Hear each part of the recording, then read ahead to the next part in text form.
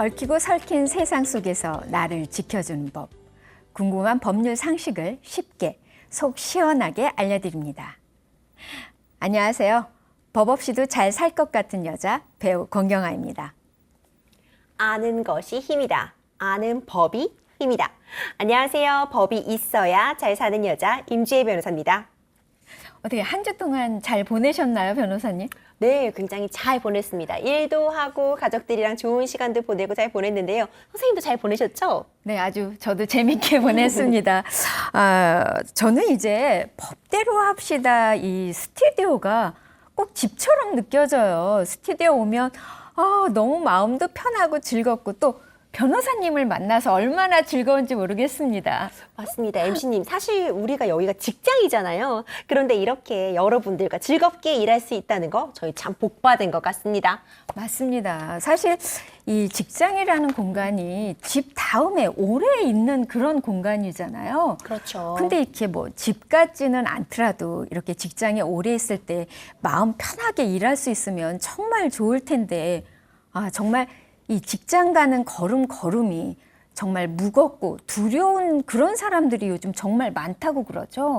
그렇습니다. MC님이 잘 말씀해 주신 것처럼 우리 직장이라는 게 어떤 가족의 생계와 직결되다 보니까 함부로 그만둘 수도 없잖아요. 그런데 직장에서 일어나는 괴롭힘 때문에 정말 어려움을 호소하시는 경우가 정말 많고요. 그래서 오늘은 특히 직장 내 괴롭힘, 그중에서도 직장 내 성희롱에 관한 좀 무거운 주제를 다뤄보려고 합니다. 네, 오늘은 심정훈 변호사님 함께 나오셨습니다. 변호사님 안녕하세요. 안녕하세요.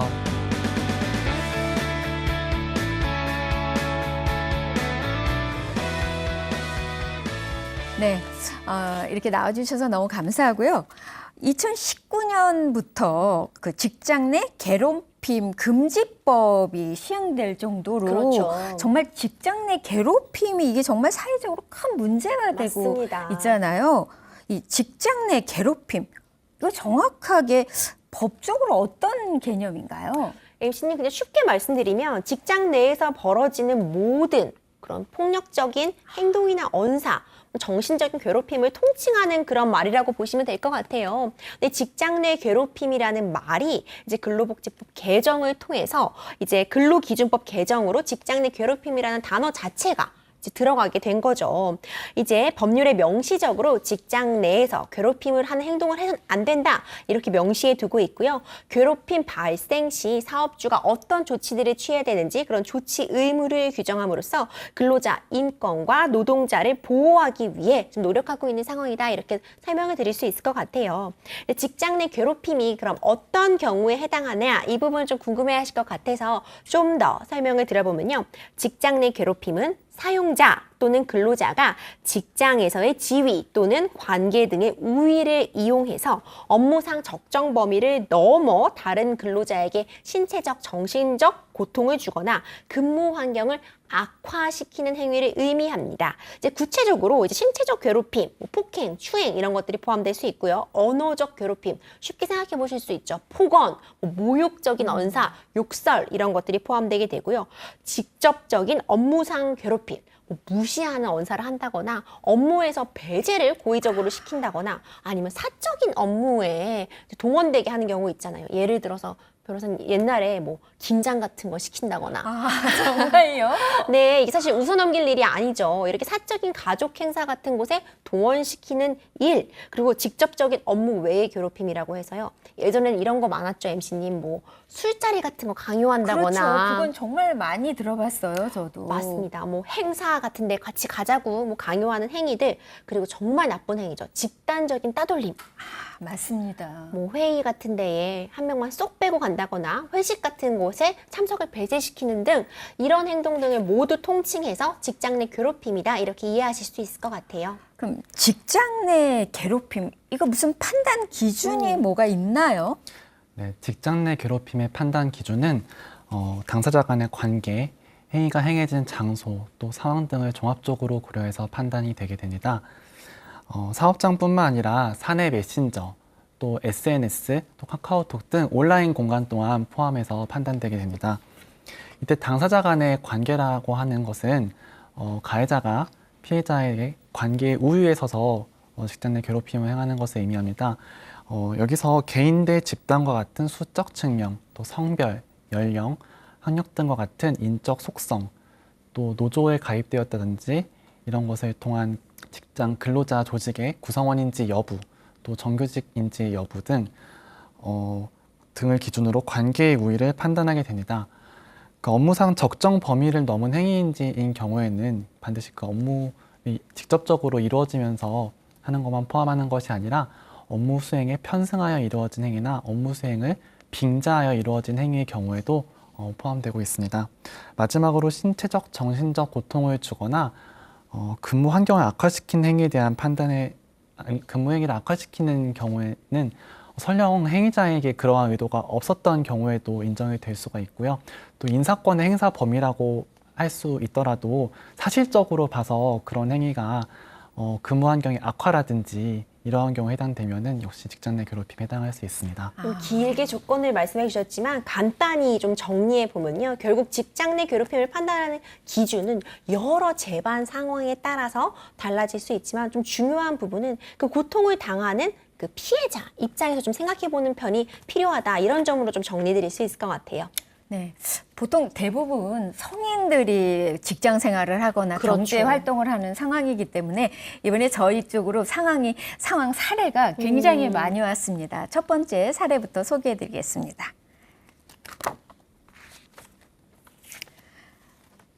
저는 한 회사에서 10년째 몸담고 있습니다. 첫 사회생활부터 지금까지 다니고 있는 회사라 애정을 갖고 근무하고 있었는데 문제는 대표님이 은퇴하시고 그 아들이 대표로 오고 나서부터 본인 사람으로 직원들을 싹 교체하며 시작되었습니다. 제 위에 상사들도 다 바뀌게 되었는데 그때부터 대표를 비롯해 상사들이 지나친 폭언이 시작되었습니다.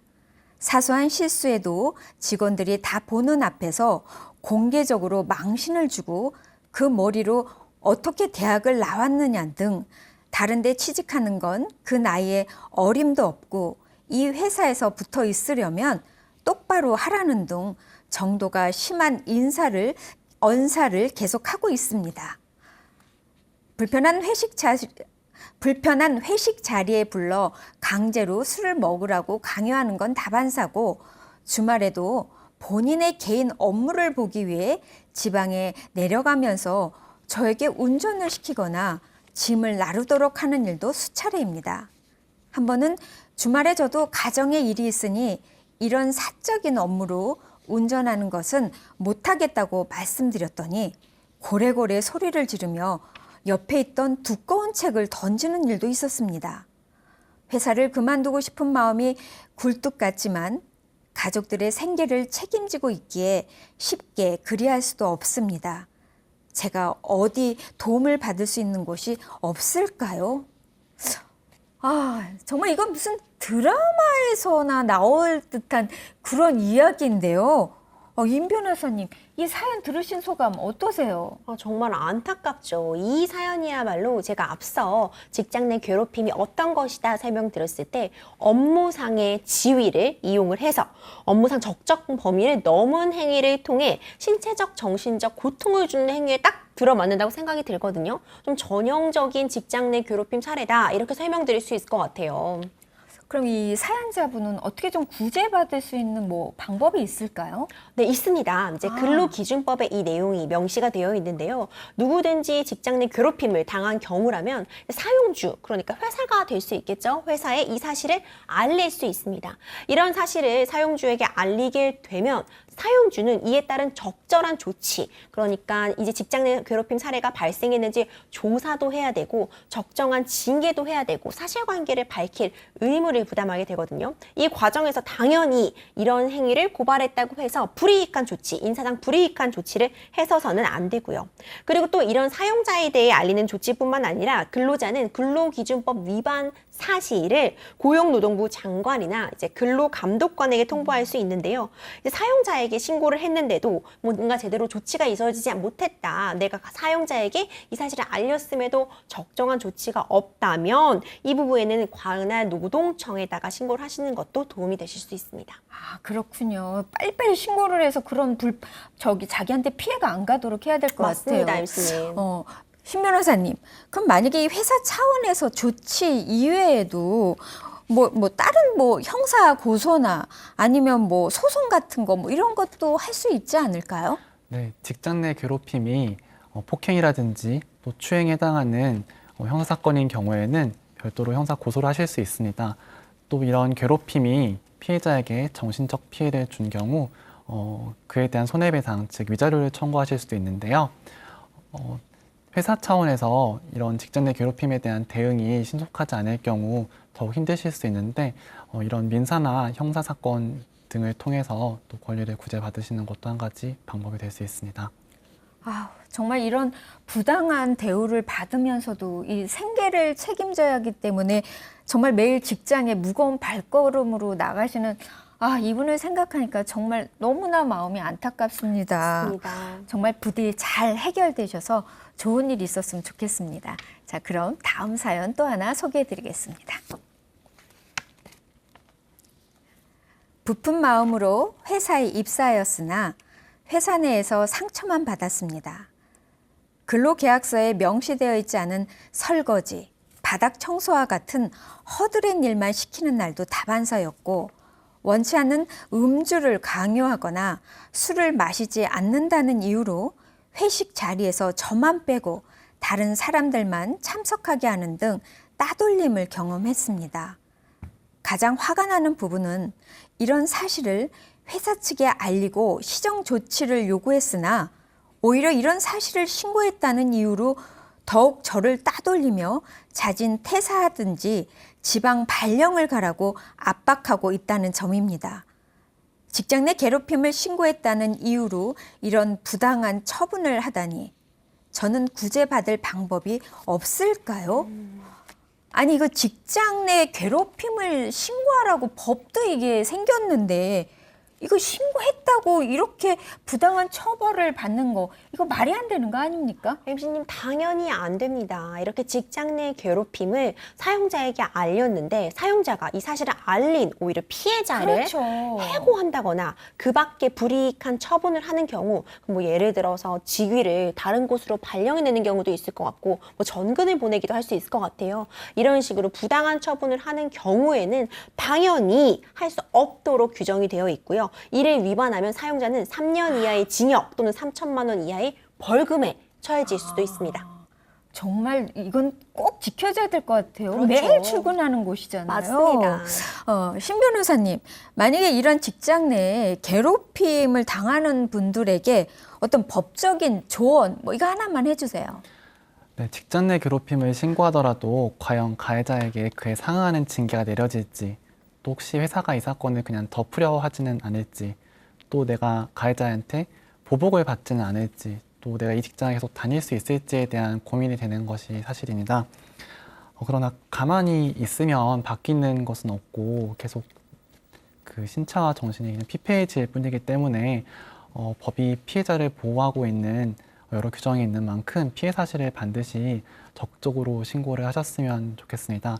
또 이제 혼자 힘으로 해결하는 것이 어렵다면 변호사나 노무사의 도움을 요청하시는 것도 고려해 보시기 바랍니다. 정말 신 변호사님이 중요한 말씀 해주셨어요. 우리가 오랜 기간 동안 사실 이런 사실을 쉬쉬한다거나 맞아요. 알리기가 어려웠던 게 사실 사회적 분위기였거든요. 하지만 요즘은 이런 법도 마련되어 있고 또 신고할 수 있는 제도도 잘 마련되어 있는 만큼 피해 사실을 숨기시기보다는 좀 적극적으로 대처하시는 태도가 필요할 것 같습니다. 네, 사연자분 이렇게 부당한 대우를 받는 거 빨리 좀 잘 해결되셔서 정말 직장 생활 새롭게 잘 시작했으면 좋겠습니다. 자, 그럼 다음 사연 또 하나 소개해 드리겠습니다. 남성 위주의 직장에 비서로 근무하고 있습니다.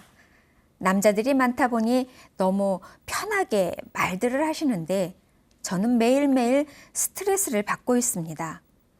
어제 남편이랑 밤에 무얼 했냐는 등 아직 신혼이냐는 등 쓸데없는 얘기를 묻는 것은 물론이고 아이들을 둘이나 낳은 아줌마인데 몸매가 좋아서 남편이 좋겠다는 둥, 점심시간이나 휴식시간이면 늘 저에게 이런 말을 던져 불쾌하게 합니다. 불쾌한 티도 내보았으나 칭찬인데 뭘 그러냐면서 오히려 저를 예민한 사람 취급하니 제가 예민한 건가 생각이 들기도 합니다. 이런 경우 제가 어떻게 할 수 있을까요? 아유, 요즘 세상에 이런 말을 한다. 이거 정말 가당치도 않은 이야기잖아요. 그렇게 말이에요, 교수님. 신 변호사님, 이거 보신 소감, 이 사연 어떻게 들으셨어요?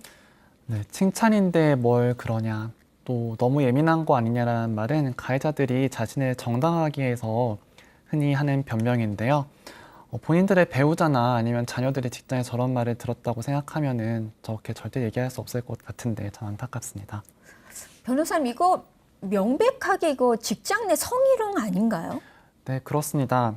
그 사연자님의 경우 상급자 또는 다른 근로자가 직장 내의 지위를 이용하거나 업무와 관련해서 성적 굴욕감 또는 혐오감을 느끼게 한 경우에 해당하므로 명백하게 직장 내 성희롱에 해당합니다. 그럼 이런 경우 그 회사 측에다가 어떤 요구를 할 수 있을까요? 네, 사업주에게 피해 사실을 반드시 신고하셔야 됩니다. 사업주는 그 사실을 알게 되면 바로 지체 없이 사실 조사에 들어가야 되고요. 이런 피해 사실이 확인된 경우 그 피해 근로자 요청을 받아서 근무 장소의 변경이라든지 또 이제 그 유급 휴가 명령이라든지 이런 것을 피해 근로자 요청을 받아서 해야 하고요. 또 지체 없이 또 가해자의 경우는 근무 장소를 변경하고 또 이에 상응하는 징계를 내리도록 해야 합니다.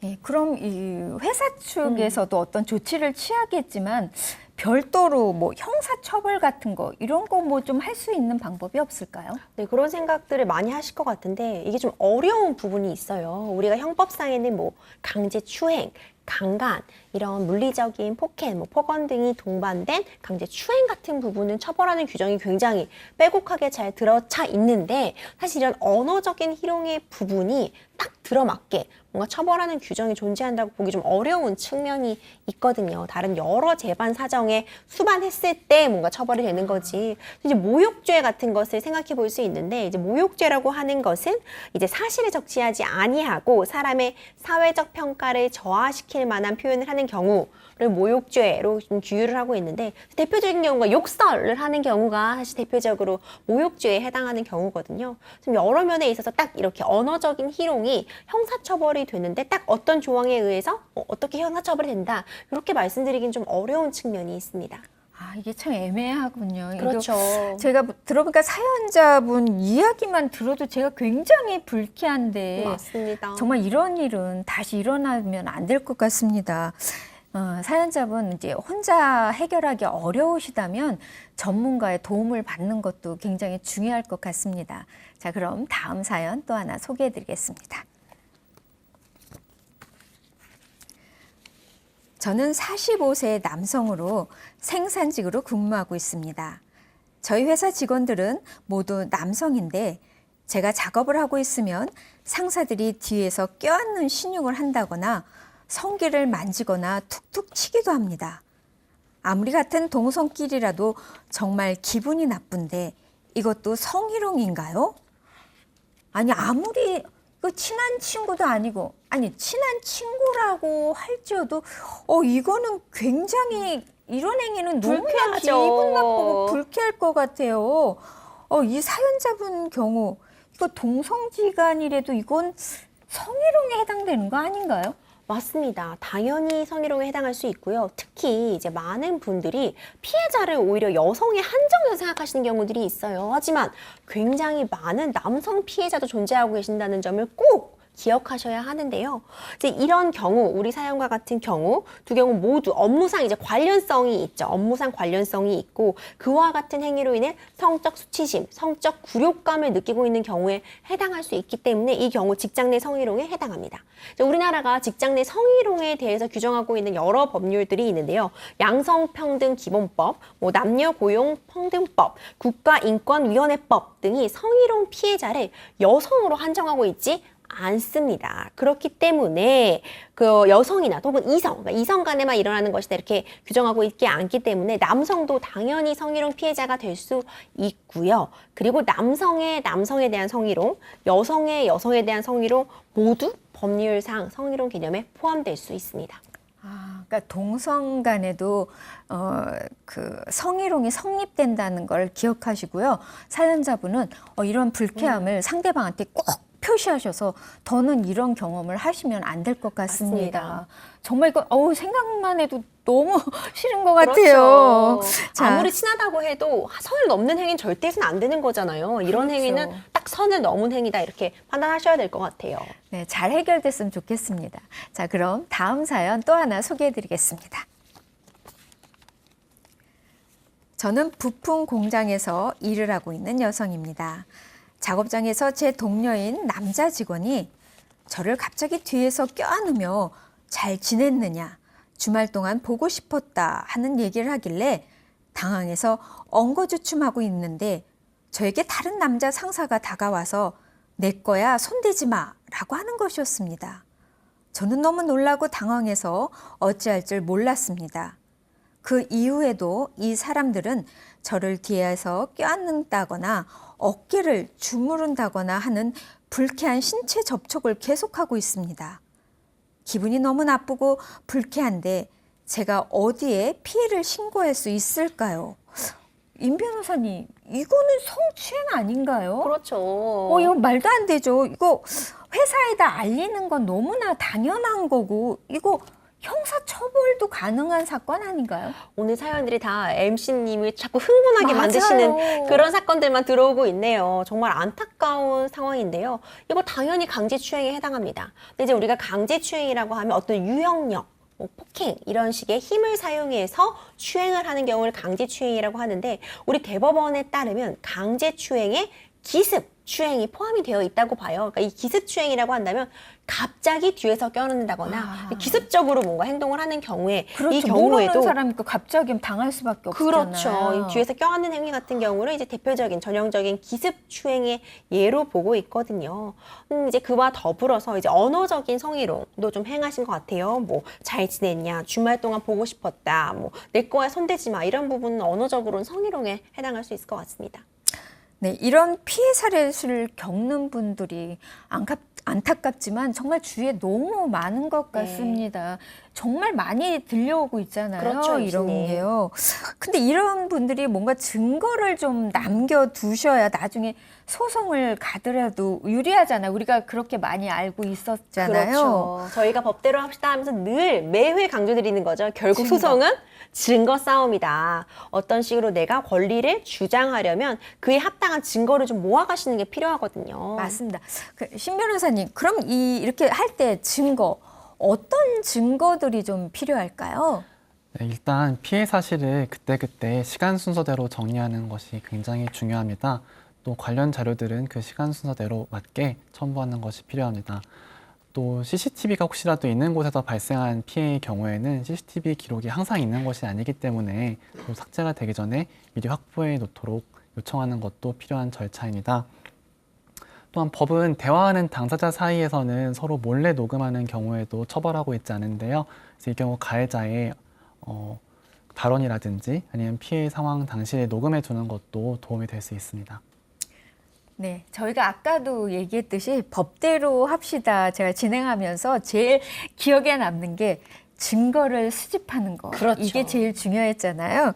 자, 나중에 어떤 뭐 소송을 할지도 모르고 그러니까 이 증거 수집 이거 꼭 기억해 두셔야 될 것 같고요. 맞습니다. 그리고 또 증거를 수집하지 못하신 경우도 있어요. 사실 이미 뭐 퇴사해버리시는 경우도 있으실 수 있고요. 이런 어떤 성희롱, 뭐 성폭행에 가까운 행위를 당하셨는데 뭐 다른 증거를 갖고 계시지 않은 경우라도 그 경우라도 일단 변호사와 상담해 보시면서 내가 어떻게 권리구제를 받으실 수 있을지 같이 논의해 보시는 건 굉장히 중요하거든요. 근데 증거가 없다고 또 너무 저희가 증거를 강조드리다 보니까 그렇죠. 증거가 없다고 포기하시기보다는 일단 전문가와 상담 받으시면서 내가 어떤 식으로 구제받을 수 있을지 확인하시는 것도 꼭 필요할 것 같아요. 그리고 가능하시다면 그때그때 피해 사실 같은 것을 좀 기록해 두시고 CCTV 같은 거 확보해 두시고 특히 주변 진술 같은 거 받아주시는 것도 도움이 되니까요. 할 수 있는 모든 것들은 좀 해보시는 게 필요하다 이렇게 말씀드리고 싶습니다. 어떤 나중에 어떤 상황을 위해서 미리미리 증거를 대비해서 수집해 놓는 것 꼭 기억해 주시기 바랍니다. 자, 그럼 다음 사연 또 소개해 드리겠습니다. 저는 회사 영업직으로 근무하고 있습니다. 언젠가부터 회사를 자주 방문하는 거래처 고객이 저에게 성적인 농담을 해 난처한 상황입니다. 어깨를 주물러 달라고 하질 않나 제가 싫은 티를 내니 왜 이렇게 뻣뻣하게 구냐면서 오히려 큰 소리를 냈습니다. 매번 저에게 야한 농담이며 선을 넘는 질문을 하는데 업무상 자주 볼 수밖에 없는 고객이라 면전에 대놓고 화도 못 내고 있습니다. 제가 보호받을 수 있는 방법이 없을까요? 보통 이거 영업직이라고 하면은 이거 거래처 고객의 어떤 기분을 맞추는 것도 이게 일의 연장이라고 생각하는 경우가 정말 맞습니다. 많으시거든요. 이게 뭐 이렇게 해서 뭐 비율을 맞춘데 이게 좋은 방향으로 간다면 정말 긍정적인 거죠. 근데 그렇지 않다면 이게 너무 속상한 일이잖아요. 그 성과를 높이는 것도 좋지만 이런 경우는 정말 영업직에서 일하시는 분들은 너무 힘드실 것 같아요. 정말. 이 여자분 사연, 이거 어떻게 들으셨어요? MC님이 잘 지적해 주신 것처럼 영업직의 특성상 이제 회사 내에서 내가 속한 조직 내에서 이런 성희롱이나 직장 내 괴롭힘이 발생하는 경우도 정말 많이 있지만요. 또 하나 우리가 주목해야 되는 부분이 우리가 어떤 거래처를 상대할 때 내지는 우리가 고객을 직접 대할 때 이런 성희롱이나 직장 내 괴롭힘에 노출되시는 분들이 굉장히 많다는 점이에요. 예를 들어서 콜센터 같은 곳에서 근무하시는 분들 예를 들어보면은 굉장히 불특정 다수를 상대하시게 되잖아요. 그런데 이게 잘 모르니까. 그렇죠. 업무상 연관된 행동인 건 맞죠. 업무의 연장선상인 행동인 건 맞는데 이제 불특정 다수의 고객들이 아무래도 성희롱적인 언사를 하거나 얼굴이 보이지 않는다고 함부로 하시는 경우가 정말 많아왔잖아요. 그렇기 때문에 이와 관련된 뭐 법들이나 이런 부분도 좀 더 보호가 받아야 된다 이런 부분도 좀 강조가 되고 있는 게 현실이고요. 그러니까 사업주에게 이렇게 고객과 연관된 업무를 하는 경우에도 성희롱과 관련된 직장 내 괴롭힘과 관련된 보호조치 의무를 부여하고 있거든요. 사업주는 고객 등의 업무와 관련 있는 사람이 업무 수행 과정에서 우리 사연도 지금 업무 수행의 연장선상이잖아요. 그렇죠. 업무 수행의 과정에서 성적인 언동 등을 통해서 근로자에게 성적 굴욕감을 느끼게 하거나 혐오감 등을 느끼게 해서 해당 근로자가 그로 인한 고충을 이제 토로하는 경우 사업주에게 그런 고통을 알린 경우에 일정한 조치를 하도록 할 의무를 부여하고 있습니다. 따라서 피해자는 사업주에게 근무 장소를 변경해 달라고 요청을 하거나 아니면 뭐 업무를 변경해 달라고 요구하실 수 있거든요. 또한 사업주는 아까 앞서 직장 내 괴롭힘을 신고했을 때 불이익한 처분을 해서는 안 된다고 말씀드렸었잖아요. 마찬가지죠. 이 경우에도 마찬가지로 성희롱 피해를 주장하거나 고객 등으로부터 부당한 대우를 받았다고 이제 피해 사실을 호소한 근로자에 대해서 이를 이유로 해고를 한다거나 직장 내에서 불이익한 조치를 하는 것을 금지하고 있습니다. 만약 사업주가 이런 의무를 위반해서 이렇게 고객에 관련한 클레임을 했다고 인사이동을 시키거나 나아가 해고를 하거나 하는 경우에는 당연히 고용노동청 등에 신고를 하거나 노동위원회에 이에 대한 구제 신청도 할 수 있으니까요.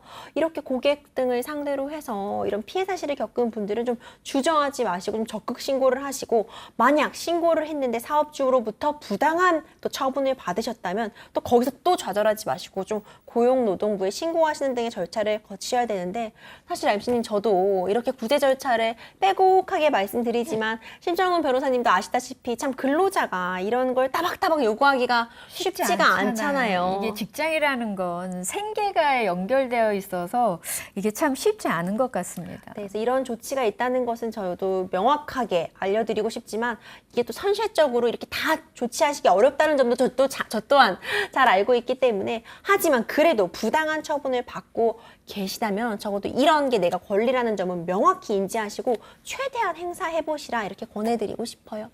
그 회사 차원에서 그런 조치를 취하고 그래도 이 거래처 이 사람 이거 따로 무슨 책임을 이렇게 줘야 되는 거 아닌가요? 맞습니다. 당연히 그렇죠. 회사 차원의 이런 조치를 취할 수 있는 건 당연히 물론이거니와 그렇죠. 그 사람이 더 나쁜 사람이니까. 이게 이런 고객의 행위로 인해서 내가 정신적인 피해를 입었다 이런 부분을 소명해서 불법 행위로 인한 민사상의 손해배상 청구, 위자료 청구도 가능할 사안이라고 보입니다.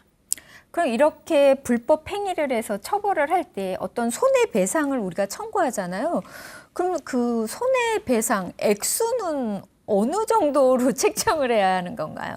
네, 이런 경우에는 가해 행위의 그 태양과 또 동기, 또 가해자가 얼마나 진지하게 피해 회복에 노력했는지 그걸 또 보게 되고요. 또 아주 만약에 피해자가 혹시 그런 피해를 좀 확대하는 데에 과실이 있는 경우도 피해자의 개별 사정도 포함되게 됩니다. 또 이제 또 합의금이라든지 이런 걸 지급한 경우에는 그런 점들을 다 같이 고려해서 액수가 정해지게 됩니다. 네.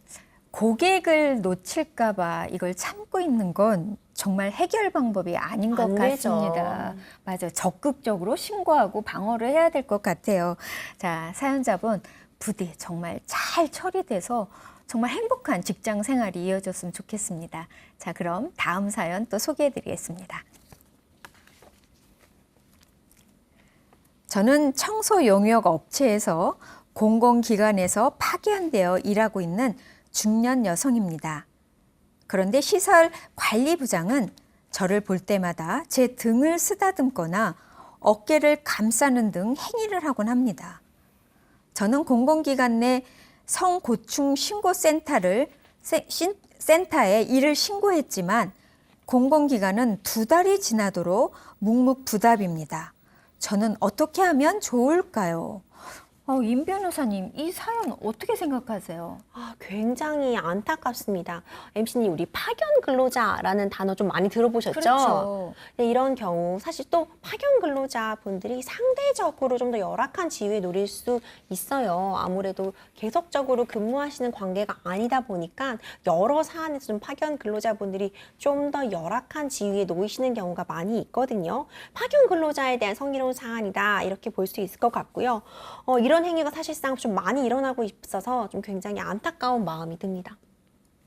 이 회사의 정직원이 아니고 파견 근무자라고 해서 이 회사 측의 이 불편을 신고할 수 없는 건가요? 이거 좀 부당한데 사연자의 경우 어떻게 하면 도움을 좀 받을 수 있을까요? 네, 도움을 받으실 방법이 있습니다. 우리 사연의 경우에는 지금 가해자가 공공기관 근로자예요. 이제 가해자가 공공기관의 근로자이기 때문에 국가인권위원회에다 진정을 해보실 수 있을 것 같거든요. 이제 국가인권위원회가 진정을 조사한 결과 인권 침해나 차별 행위가 있었다고 판단할 때에는 가해자에게는 구제조치의 이행을 권고할 수가 있고요. 소속기관의 장에게 구제조치의 이행과 또 가해자 또는 인권 침해에 책임이 있는 사람을 징계하라 이렇게 권고할 수 있습니다. 또 진정의 내용이 만약 범죄 행위에 해당한다 이런 경우 있을 수 있잖아요. 그런 경우에 이제 형사처벌이 필요하다고 판단이 되면 검찰에 고발을 할 수도 있는 그런 상황입니다.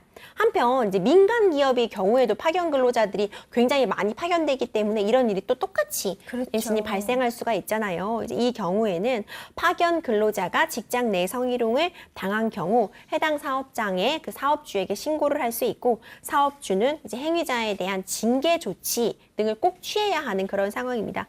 위와 같은 절차가 제대로 이루어지지 않는다. 내가 신고를 했음에도 사용주가 좀 미온적인 태도를 보인다. 징계가 이루어지지 않는다. 조사조차 해주지 않는다. 이런 경우라면요. 고용노동청에 통보를 해서 이제 적정한 절차를 밟을 수 있도록 하실 수 있을 것 같습니다. 그 변호사님의 조언이 정말 사연자분한테 많은 도움이 됐으면 좋겠습니다. 자, 그럼 다음 사연 또 하나 소개해 드리겠습니다. 저는 갓 입사한 신입사원 여성입니다. 회사 대표님 바로 아래서 부장님이 계신데 유부남이신데요. 자꾸 저에게 카톡 메시지를 보내시고 따로 만나자고 하셨습니다. 저는 당연히 거절하고 싶었지만 갓 입사한 마당에 회사분들이 너무 어렵기도 하고 워낙 높은 분이니 거절하기가 쉽지 않았습니다. 퇴근하고 따로 업무상 조언을 해줄 게 있다고 만나자고 하시더니 저녁을 먹고는 술을 먹으러 가자고 하셨고 술자리에서 갑자기 제 옆자리로 오시더니 치마 속에 손을 넣고 강제로 입을 맞추려고 하셨습니다. 너무 당황해서 자리를 박차고 나오려는데 저를 붙잡으시고는 괜히 함부로 말하고 다니다가는 회사를 못 다닐 줄 알라고 협박도 하셨습니다. 그날 이후로도 계속 카톡 메시지를 보내며 만나자고 하시는데 정말 저는 어떻게 해야 할까요? 어렵게 구한 첫 직장을 이렇게 잃어야만 하는 걸까요?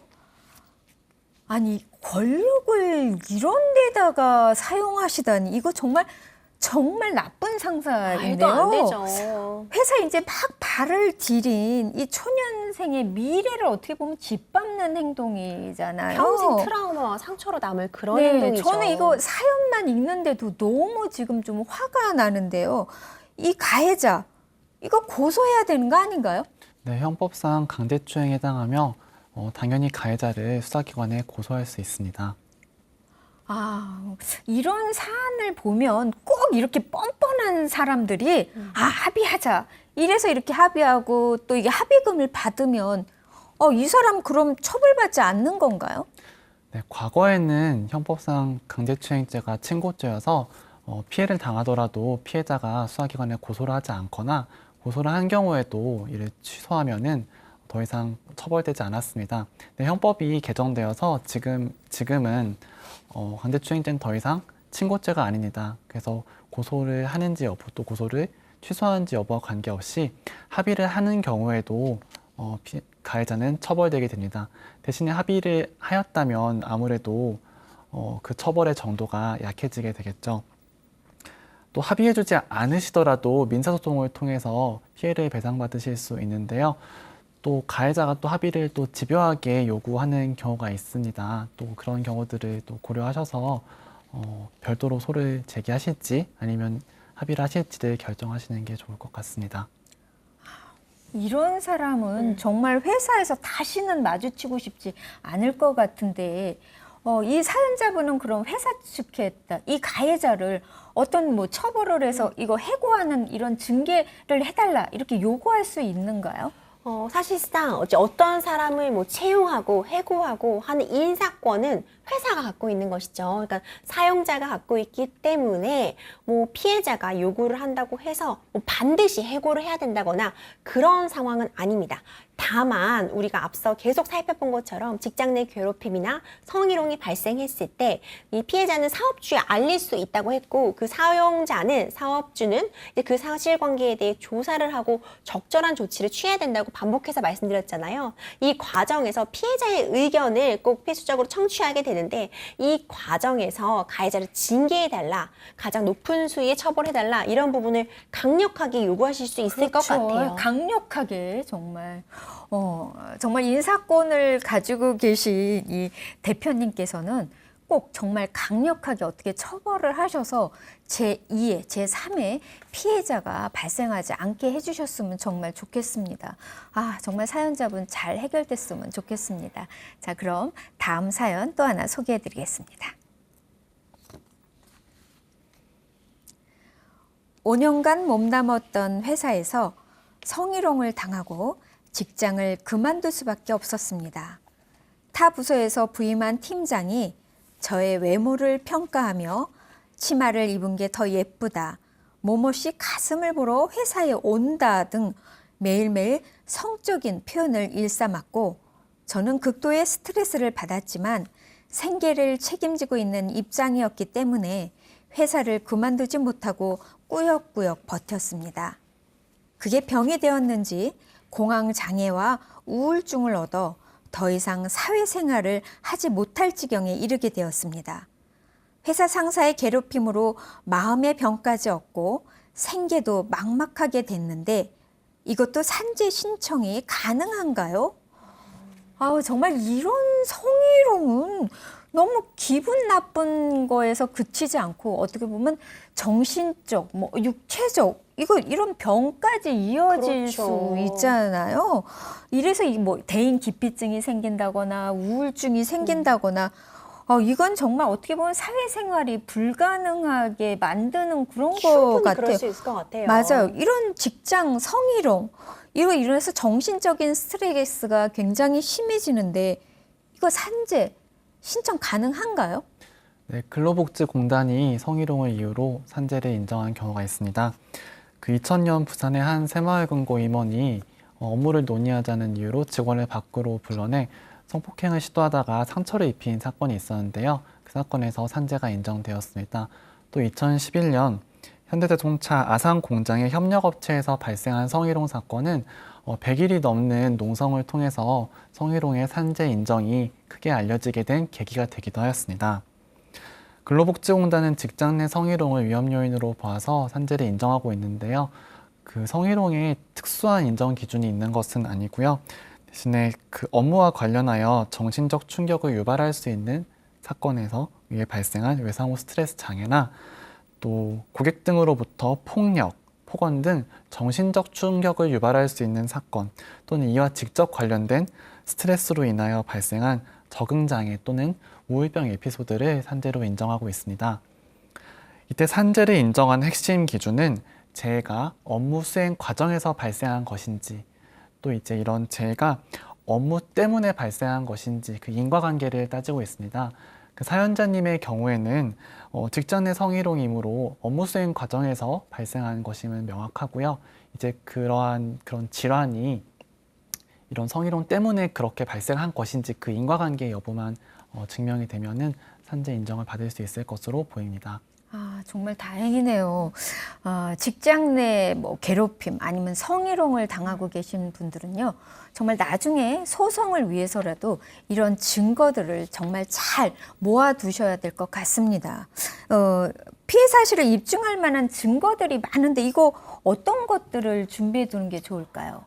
네, 맞습니다. 일단 이런 사건 같은 경우에 이제 피해자의 진술이 굉장히 중요한 역할을 하거든요. 그 가해 상황을 기억하는 가장 유일한 사람이 될 수도 있잖아요. 그렇기 때문에 진술을 좀 뒷받침할 만하려면 이제 그 피해 사실 등을 좀 구체적으로 시간 순서대로 좀 기재해 두시는 게 좋습니다.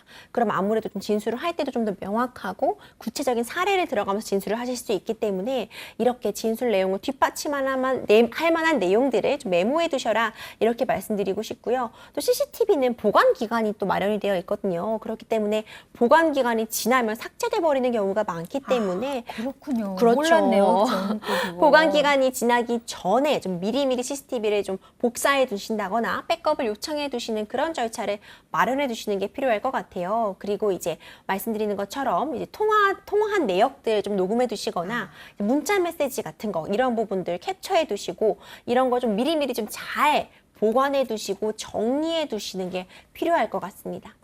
그 변호사님 이게 마지막으로 직장 내 괴롭힘이나 성희롱을 당하는 분들한테 어떤 법적인 조언 한번 해주세요. 네, 직장 내 괴롭힘이나 직장 내 성희롱의 경우 하루 중 대부분의 시간을 보내는 직장에서 발생한 것이고 또 생계의 기반이 되는 곳이기 때문에 또 피해 사실을 신고하기가 더욱 어려운 측면이 있습니다. 뿐만 아니라 자신의 인사권을 가진 상사나 또 고객 등으로부터 발생한 것이기 때문에도 그렇고요.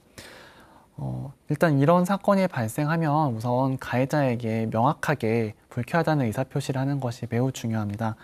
그리고 법률이 사업주가 직장 내 괴롭힘이나 성희롱의 신고 사실을 이유로 불이익을 주는 경우 형사처벌하고 있기 때문에 이 점을 좀 반드시 고려하셔서 적극적으로 신고를 하셨으면 좋겠습니다. 또 무엇보다도 항상 증거를 확보하는 것이 중요합니다. 그래서 구체적으로 시간이라든지 장소, 또 어떤 피해를 당했는지 또 그와 관련된 증거를 함께 구비해 두시는 것이 나중에 도움이 많이 될 것으로 생각합니다.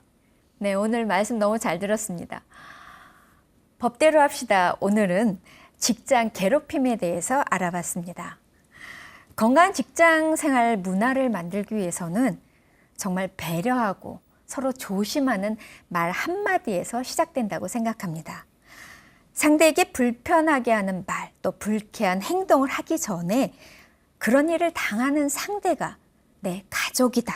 이렇게 한번 먼저 생각한다면 이런 일을 당하는 상대가 그런 일을 당하는 사람도 줄 것이고 또 그런 말을 하는 사람도 조심하게 되지 않을까 그런 생각을 해봤습니다. 네, 맞습니다. MC님 말씀처럼 서로 간의 배려로 건강한 직장 문화가 자리 잡는다면 가장 좋은 일이 되지만요. 만약 그럼에도 직장 생활에 있어서 어려움을 겪는 분들이 계시면 전문가와의 상담을 통해 도움을 꼭 받으시라 이런 말씀 전해드리고 싶습니다. 네, 오늘 함께해 주신 심정은 변호사님 오늘 너무 감사했습니다. 소감 어떠셨어요?